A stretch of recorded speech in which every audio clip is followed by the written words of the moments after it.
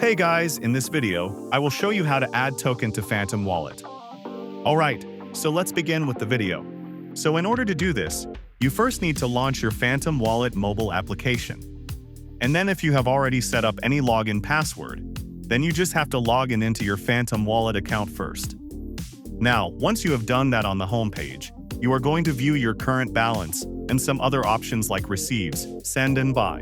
But in order to add a token into your Phantom Wallet, you just have to see this option that says Manage Token List.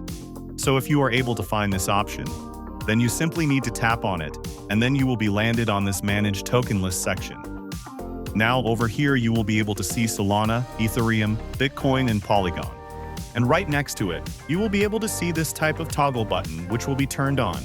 So if it is turned on, it simply means that these are available, and you will be able to view them on the home page. But other than these tokens, if you want to add any other token, then you just have to use the search bar in the top and in the search bar. If you search for any other token, then it will show you that no token available. It is because in order to add tokens to your Phantom Wallet, you cannot actually just have the list of those tokens. You need to basically transfer those tokens into your Phantom Wallet.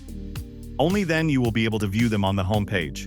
So as of right now, this is the only workaround of adding the tokens into your Phantom Wallet.